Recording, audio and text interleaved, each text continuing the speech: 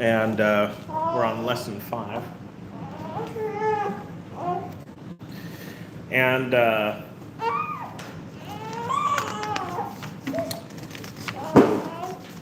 today we're going through the 7 seals. We've sort of talked about the first 4 seals. We're probably going to end up going back over them later, because while everyone agrees on who the horsemen are, for the most part, the exact interpretation of why these 4 horsemen show up is sort of a hot debate. Let's go ahead and start with an opening prayer.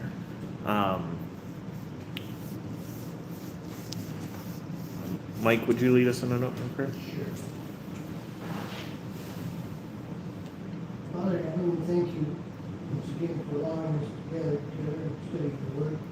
We're thankful, Father, that you've given us this Word to understand some of the things that sometimes are hard to understand. We're thankful, Father, for those that are here. We ask that you bless those who cannot be here. Ask, Father, to continue to bless us and strive to be your people in the town. Help us to share the knowledge of your word with others. Help us look for those that are searching, Father. We thank you for blessing us and caring for us, and we ask that you bless our study tonight. For the prayer of Christ. All right.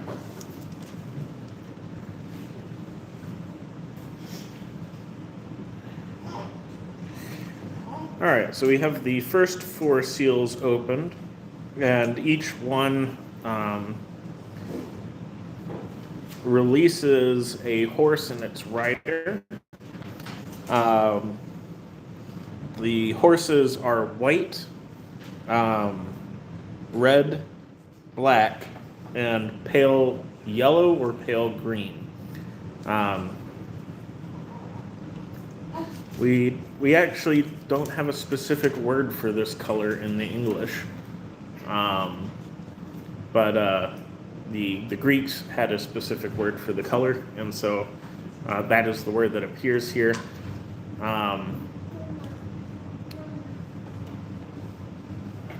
Some translations will render it white. That's definitely not accurate. A lot of them will just say pale horse. But the idea is a sort of pale yellowish green.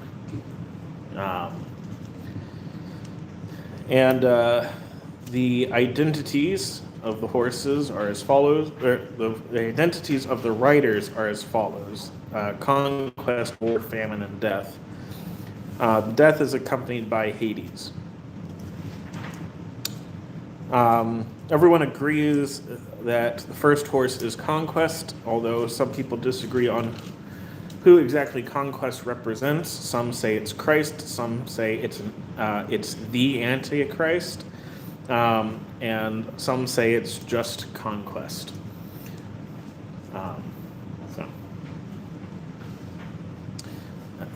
As I noted in the notes, most of how you interpret this bit is based on your major interpretation of the text. The 5th seal reveals to John something different.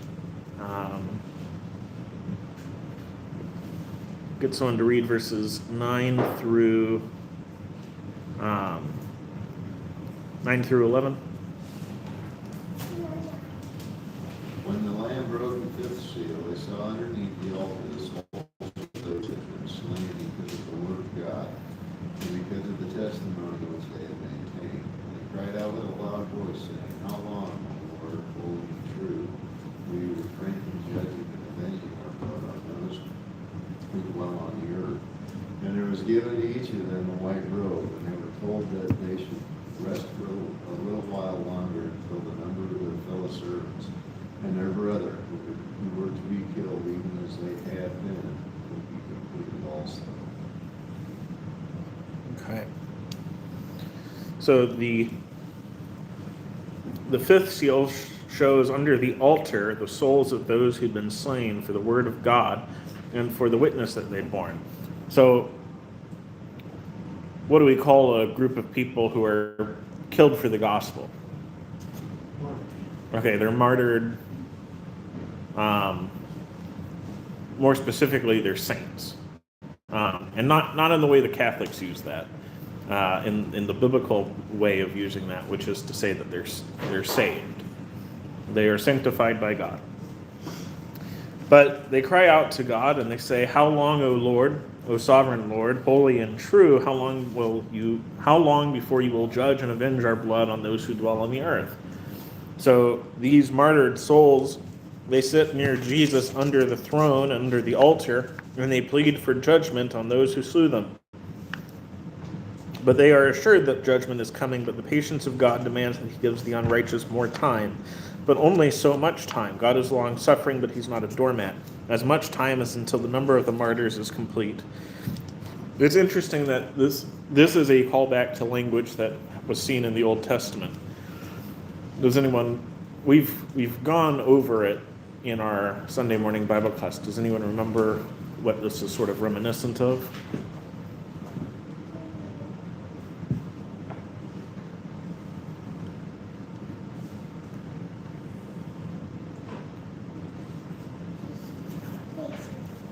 It's basically the reason that God says that Jacob isn't inheriting the land yet. That instead Jacob's sons will inherit the land.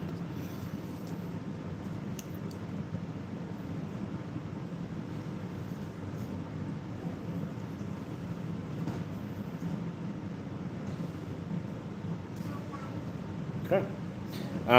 It's back in Genesis. It is stated to, I think it's Jacob, it might have been Isaac, but it's stated to one of them that the sins of the Canaanites is not yet complete, which is a very interesting thing for God to say. But I think what God is getting at there, when he's talking about the sins of the Canaanites not yet being complete, is that there's still hope for the Canaanites to turn around. Their culture was not at that point so desperately sinful that they couldn't turn themselves around. Which is good news for us, in that if God hasn't destroyed you yet, that probably means you're not yet so bad off that you can't turn your culture and your people around back to him. And so that's sort of the same language that's being used here, which implies that whoever God is judging, whoever God is judging they're given time until there is no more hope for them to turn around. That God's long suffering is patient enough to wait until there's no coming back from wherever it is you went.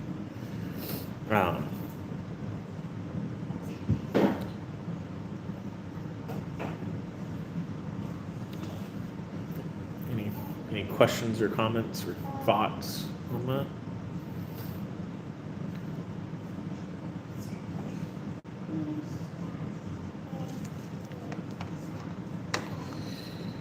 Which, that in and of itself is interesting, because these are people who've literally been killed for talking about God. And so a culture can apparently survive some amount of persecution of the saints as long as they eventually get their act together. But once you sort of start down that road, it's kind of only a matter of time until you sort of cross the bridge of no return, at which point God is going to start judging you. All right. Any other thoughts or questions or comments on that section before we move on to the sixth seal?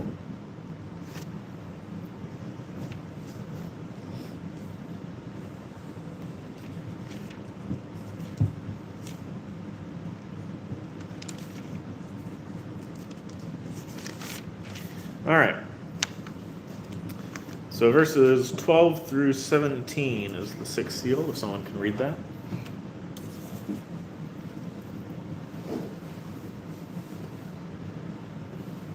I looked when he broke the sixth seal, and there was a great earthquake. The sun became black as sackcloth made of hair. The whole moon became like blood. The stars of the sky fell to the earth. The great tree cast its unripe figs, and shaken by a great wind.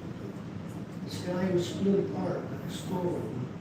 When it had rolled up, every mountain and island moved out of their places. And the kings of the earth, and the great men, and commanders, and the rich and strong, and every slave, and free one, hid themselves in caves among the rocks and the mountains. And they said to the mountains, they said to the mountains and to the rocks, fall on us, and hide us from the presence of him who sits on the throne with the wrath of the Lamb. 17. The great day of their wrath has come, and who is able to stand? All right. So once the sixth seal is broken, that is very much sort of the judgment of God beginning properly. So before this, everything sort of has been preparation before the judgment of God is delivered. The saints are told to wait under the altar, but once the sixth seal is broken, the judgment actually begins. So sort of the time has been fulfilled is sort of the idea. Once the judgment begins, there's an earthquake. So God is literally turning the earth on its head is sort of the idea. When the Lord moves, the world is turned upside down. But if people have been so wicked and evil that they've been calling good evil and evil good, the world is already on its head. So God's just flipping it right side up. That's an interesting aspect to it, is mankind's already flipped the world on its head, but they've done it slowly. Now God's resetting it right, and it's catastrophic because when you get used to everything being wrong, once it's set right, it's the world's upside down. A lot of similarities to what's going on with the Middle East right now, because we even just had a blood moon, so the moon turned red, and we just did that. There's huge earthquakes because of what's going on. Iran's turned upside down right now. People are heading to the mountains to hide in caves, so it's a mini version of the end. But they still have a chance to fix themselves. Well, believe it or not, that is what the idealists think this. That's what the idealists view Revelation as. Instead of being about one specific judgment, it's every time God passes judgment on a nation for their wickedness.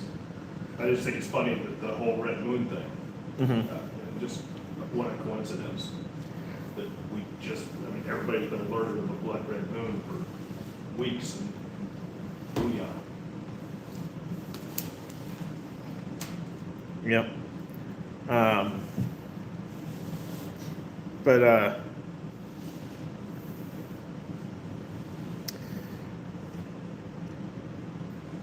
Yeah, so the sun becoming black as sackcloth, that's obviously like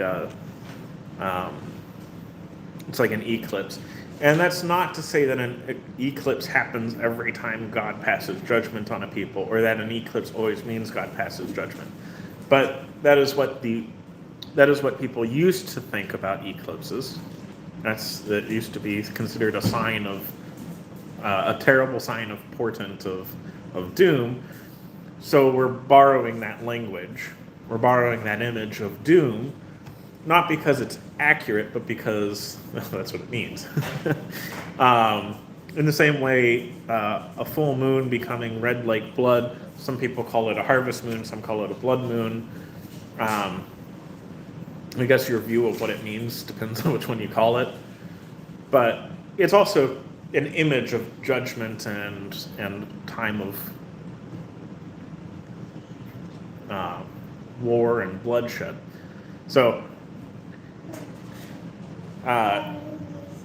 it's an interesting coincidence that it happened around Iran around this time. But God doesn't have to send a blood moon every time he passes judgment. It's just a really good Yeah. coincidence. Yeah. It happened this time. But the stars of the sky fell to earth, and so this is right. This is again sort of everything's being turned on its head. The heavens have come down to earth, but again, if mankind has spent so long flipping everything upside down, then the stars coming down to earth is actually things being set right side up.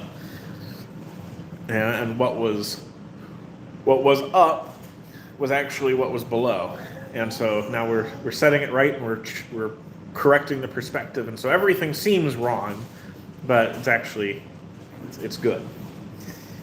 It's not so good to live through it, but it's good that it happened. The sky vanished like a scroll being rolled up, and every mountain and island was removed from its place. And so this is borrowing language from the return of Christ. But Christ doesn't return here. So why are we borrowing language from Christ's return? Because it's eventually going to happen, and it's going to be that way. Okay. It's kind of like a preview. All right. So if it's a judgment on a nation, but not the world, then it's kind of a microcosm of Christ's return.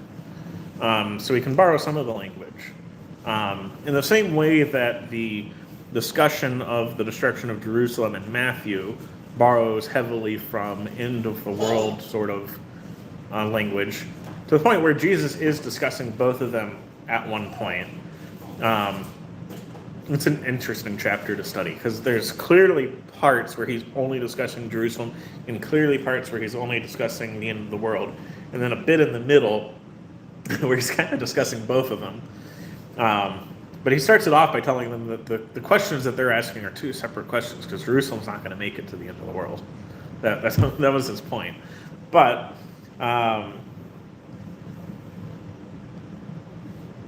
when God's judgment happens and the kings of the earth, the great ones, the generals and the rich and the powerful and everyone, slave and free, hide themselves in caves or hid themselves in caves and among the rocks of the mountain, calling on the mountains and the rocks, fall on us and hide us from the face of him who is seated on the throne and from the wrath of the Lamb.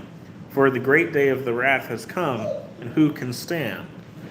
And so this sort of poses the question is there any mortal man who is capable of standing up to God's judgment? No. No. Everyone is going to be judged, and everyone has to answer, and you're not able to hide. And it may seem awful when God comes in judgment, but it is ultimately a good, even if it's not necessarily good for specific individuals, especially powerful individuals who've been murdering saints. All right.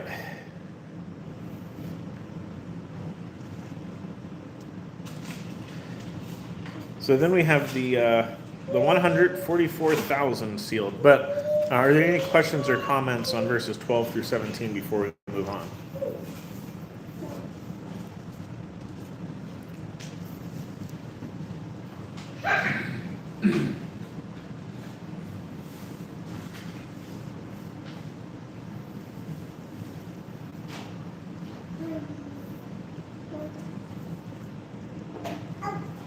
Okay.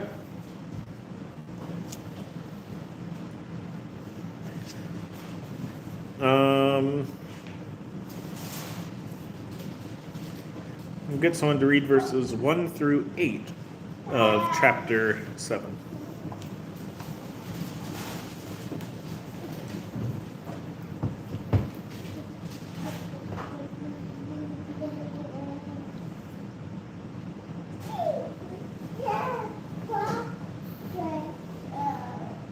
After this, I saw four angels standing at four corners of earth, holding back the four winds, so that no wind would blow on the earth, or on the sea, or on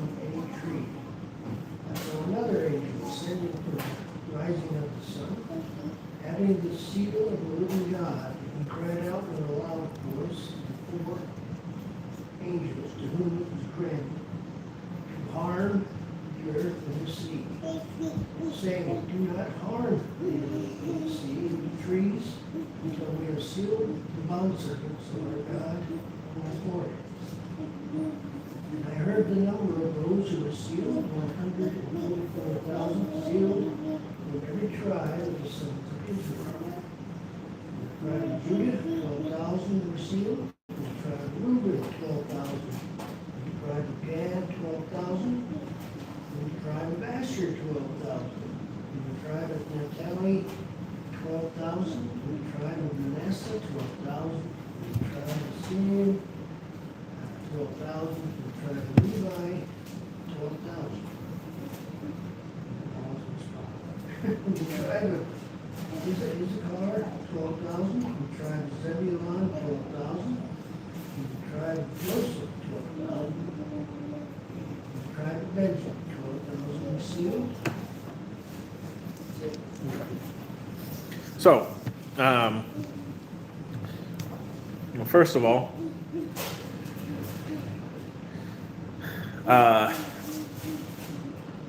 there are 4 angels standing at the 4 corners of the earth, holding back the 4 winds of the earth. Now, here's the thing. Does John know that the world doesn't have 4 corners? Yes. Yes. Genesis says it's a sphere.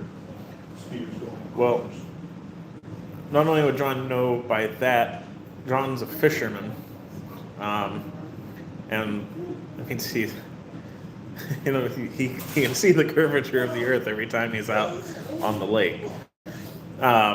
Plus, he's on an island at the moment. The Greeks knew, and the Romans took from the Greeks. We have this myth that most people for a long time thought that the world was flat. Well, it's still there. Well, yeah, there's still people who Still think that did. the world is flat. earthers. But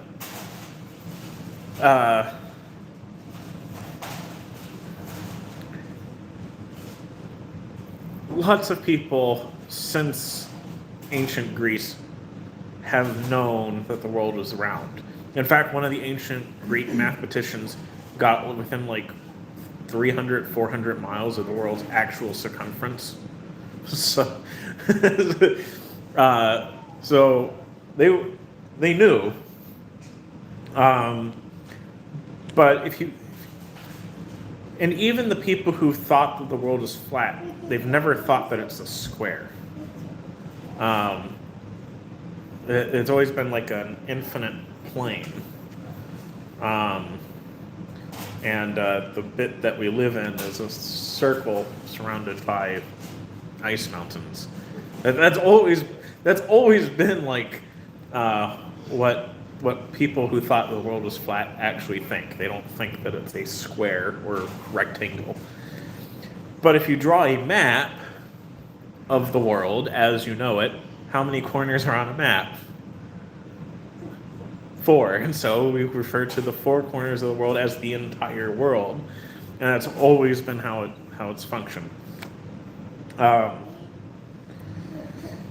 So if we have the 4 corners of the world, so we have the whole of the earth, and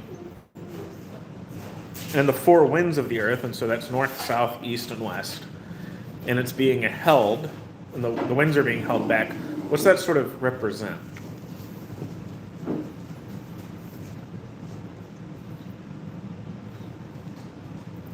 What's it mean if the wind's not blowing? The earth's not All right. Yeah. The earth is standing still. It's kind of telling us that whatever is happening while the angels are holding back the wind, whatever's happening is happening instantly. It doesn't take any time. Because the world... How does the wind blow for the flat earthers? I don't know. I'm not a flat earther. I don't really delve into a bunch of what it is that they think. I know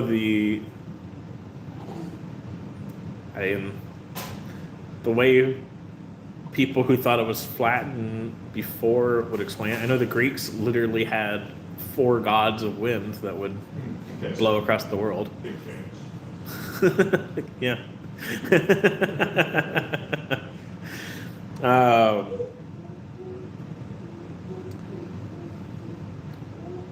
but anyway, the marking of the 144,000. It's an instant thing. That's kind of the point, is it doesn't take any time. The world stands still to await God's judgment. And I saw another angel ascending from the rising sun with the seal of the living God, and he called with the loud voice of the 4 angels who'd been given power to harm the earth and sea, saying, "Don't harm the earth or sea or earth or the trees until we've sealed the servants of our God on their foreheads." And so,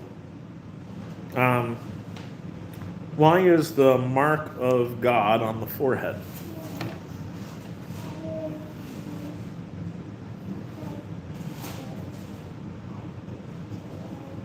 I don't know, is it something kind of like the Passover, that you've been judged, or something along those lines? I think that's overthinking it a little bit. What's that? I think that's overthinking it a bit. But if I had like a dot on my forehead, well, where would your eyes go? You just rather than not. Right. The point is essentially that the mark of God is very clear. It's evident. The people who are gods act different, and you can tell them apart from the people of the world.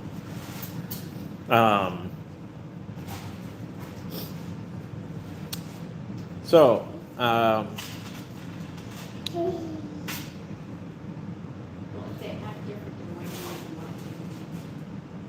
well, it's a symbolic mark. It's not a real mark.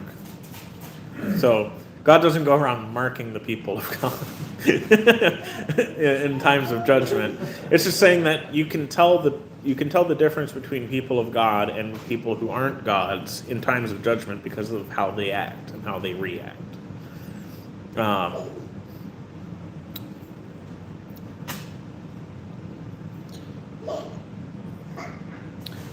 And so then what is the significance of what's the significance of the number 12,000 and 144,000?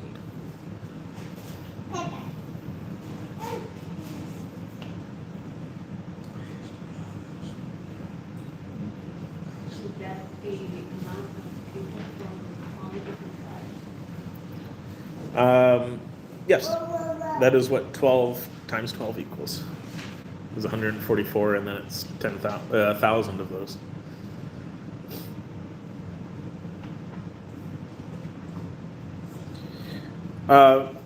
Just so we're clear, I already mentioned this last week, but it's very evidently not the actual 12 tribes of Israel, because it's a list of tribes that have never appeared anywhere else in the Bible, because the tribe of Joseph doesn't exist. There's the tribe of Manasseh and the tribe of Ephraim. Ephraim's not on this list. And Levi's on this list where Dan ought to be, if we were listing the actual tribes of Israel. So there's very clearly some kind of symbolic tribes of Israel, rather than an actual Israelite group. So, well, let's go back to our numbers. What's the significance of 12? God's people. All right, so it's God's people. It's God's people times God's people. So, why is it God's people times God's people?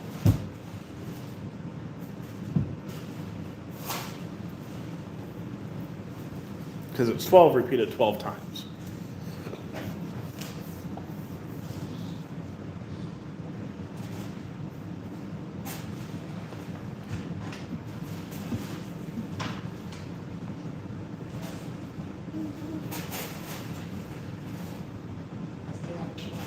What was the question? Why is it 12 times 12? Well, down here when you got number 12, it says God's people, 3 times 4. Mhm. 3 is Godhead, and 4 is humanity. Mhm. It's the complete. So that, Okay, what so you say?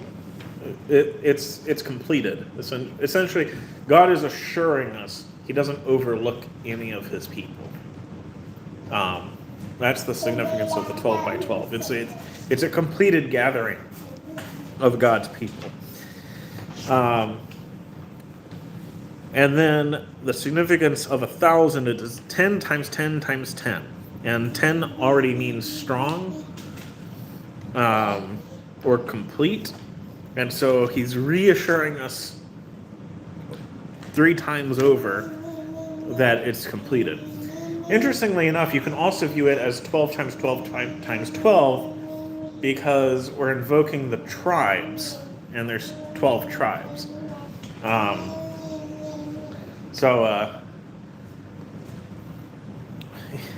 You can view it as 12 times 12 times 12 times 10 times 10 times 10, which, however you want to view it, it's God reassuring us He doesn't overlook anybody. It's a completed group. It's a strong group. And there's more of God's people than you'd think at any given time.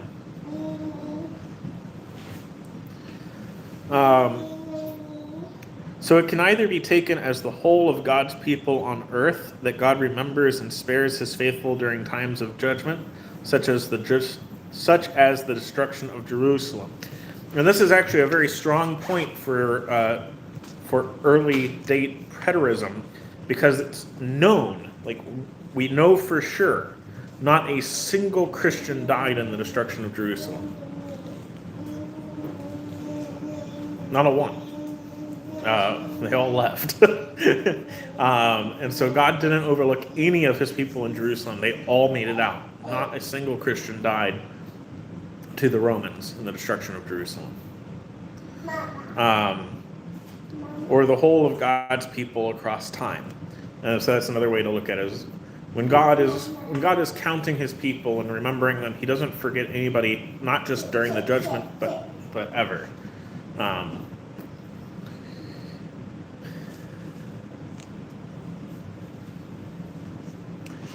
Sort of to add to the image of God remembering all of His people, we then have the great multitude from every nation. That's verses 9 through, let's do 9 through 12. Can we get someone to read 9 through 12 there?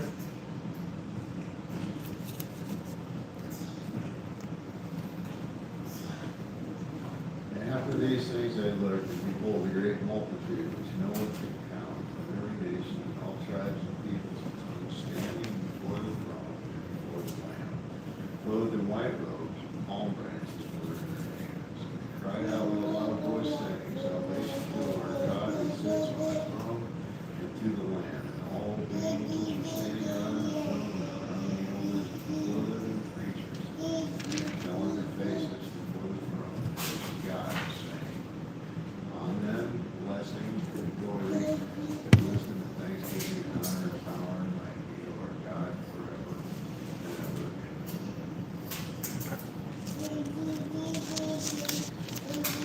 ever. All right.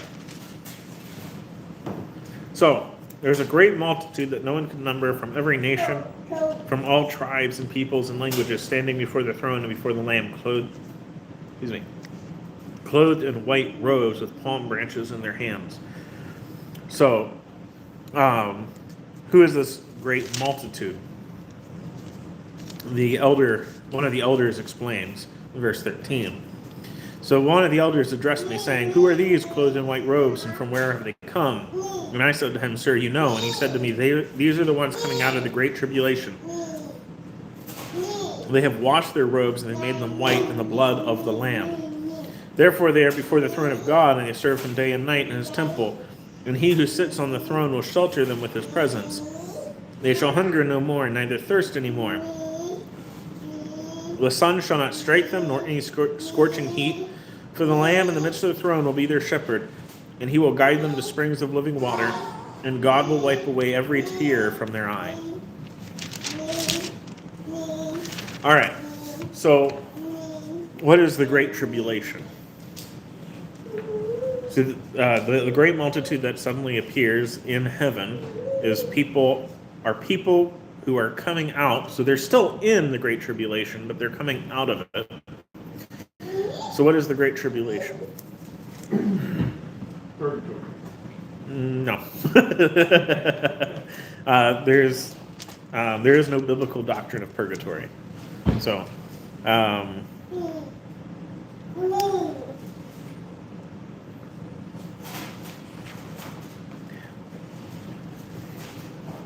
here, this is the best way to put it. So, if we exist from the moment that we are conceived until eternity, what period of that time is spent in trouble? Here, When we're here. So what's the Great Tribulation? being here. All right, it's the Earth. It's just a fancy way of saying that life's hard and we should get over it.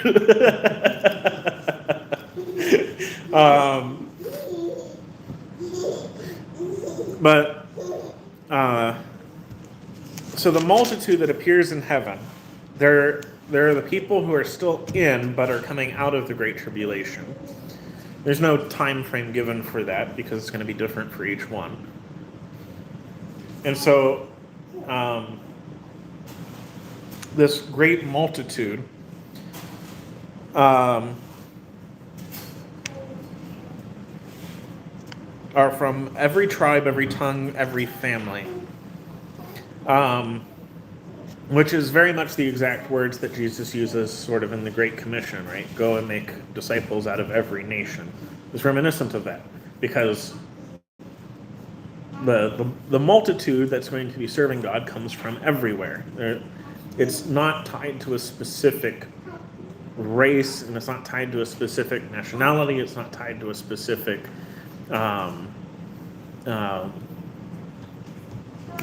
background. But instead it's tied to people who want to serve God and who put effort into it and who are making their way through the Great Tribulation.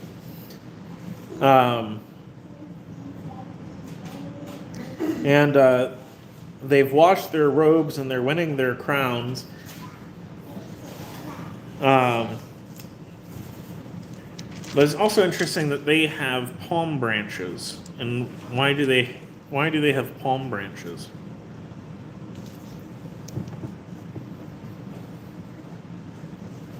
Remind you of when Jesus came in. It's supposed to remind you of when Jesus comes triumphantly into Jerusalem, because now Jesus is coming triumphantly into heaven.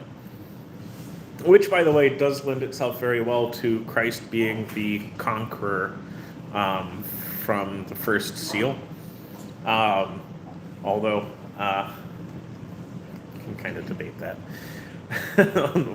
on who exactly the conquest is. But if Jesus goes and he conquers, and then he's returning to heaven after conquering and passing judgment, then it's appropriate that his people lay down palm branches to welcome the triumphant king. Just like his people laid down palm branches to welcome the triumphant king into Jerusalem as he goes to conquer death. And so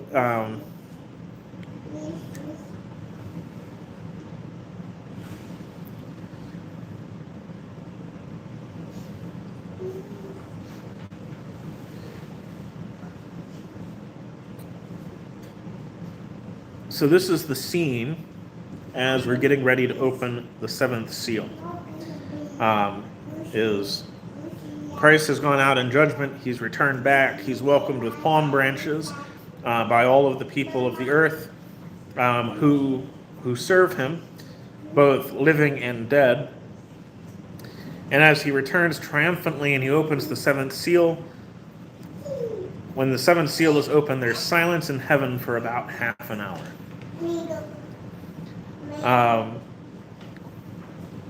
And so then we need to ask ourselves, what is the significance of a silence for half an hour?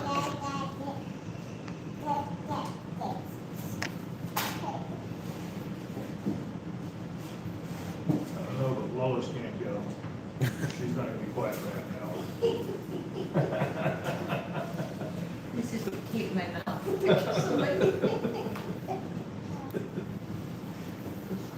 Well, what's the significance of a moment of silence? Let's start with that. Respect. All right, it shows respect. There's a solemnity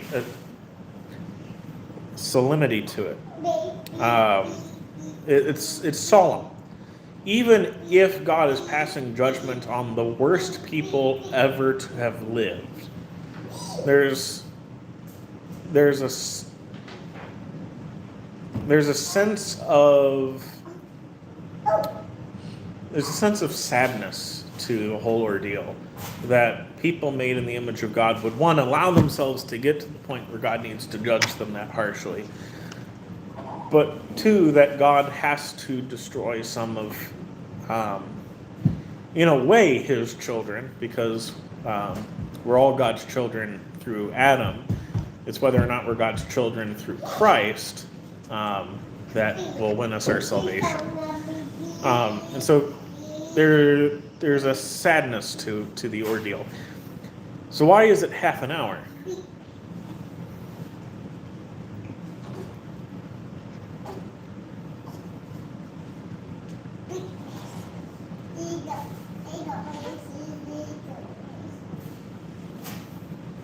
Now, how long do moments of silence normally last? All right.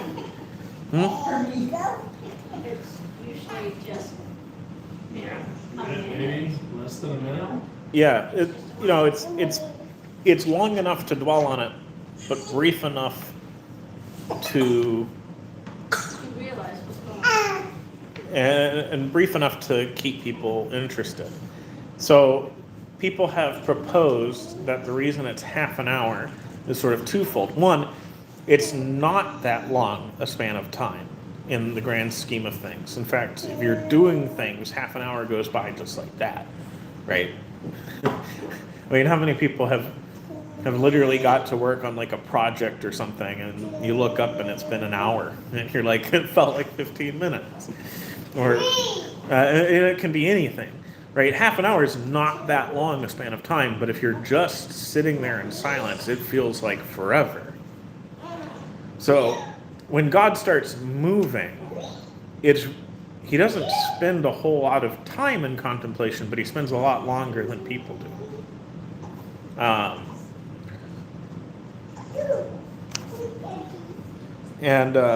So there's a significance to that. So when the seventh seal is pulled, there's silence in heaven for about half an hour. There's a solemnity to it. And then 7 angels who stand before God, and 7 trumpets were given to them. And another angel came and stood at the altar with a golden censer, and was given incense to offer with the prayers of all the saints on the golden altar before the throne. And the smoke of incense and the prayers of the saints rose before God from the hand of the angel. The angel took the censer, and he filled it with fire from the altar and threw it on the earth. And there were peals of thunder, rumblings, flashes of lightning, and an earthquake. And so there's silence for half an hour.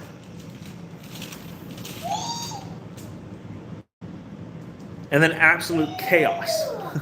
That's sort of the that's the seventh seal, is solemn contemplation followed by absolute chaos. So 7 angels are handed 7 trumpets, and another angel takes a censer filled with prayers, and he throws it to earth. And when it lands on earth, it causes thunders and rumblings and earthquakes. And that's the seven seals.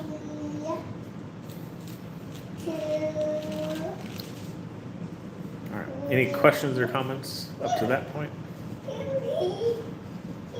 Well, I guess one last question on my part is, when the angel takes the censer filled with prayers and he throws it to earth, why does it cause thunder, rumblings, flashes of lightning, and an earthquake?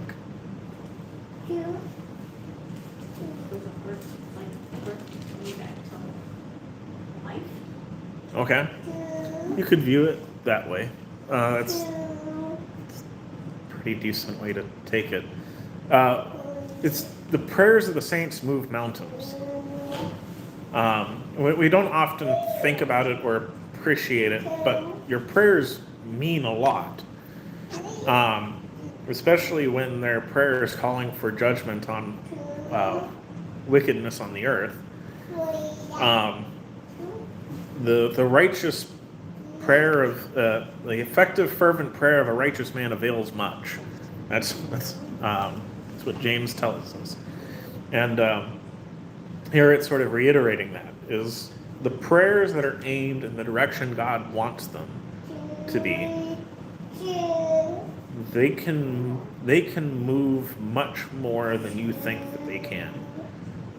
And God is going to use prayer in ways that we can't even imagine or appreciate yet.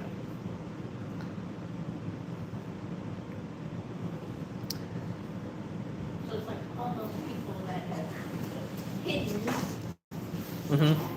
trying to, Escape God's judgment. yeah, are no longer Well, hiding. sure. That's one way to look at it. They're I have in the notes that hiding yourself from God isn't going to work. God still knows where you're at. Jonah found that out. You can't run from God. You can't hide from God. Once God sets out on sort of the war path to judge you, you're going to get judged. And whether God uses prayer to do that, whether he uses angels to do that, whether he uses mountains to do that, whether he uses other nations to do that, it doesn't matter. The judgment of God is going to find you.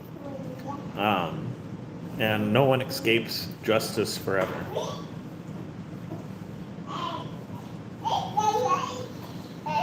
All right. Well,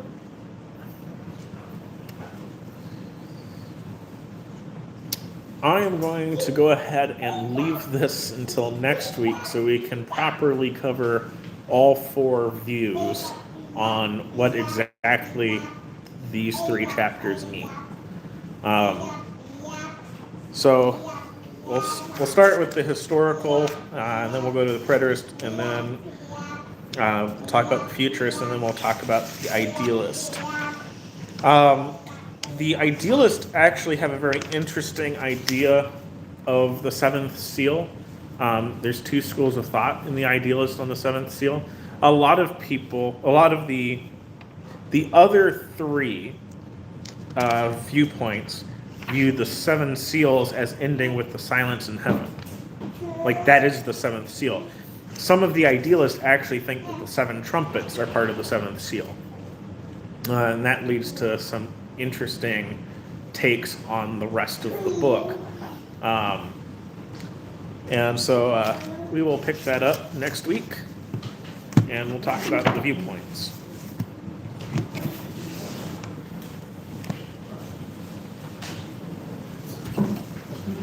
But we'll go ahead and say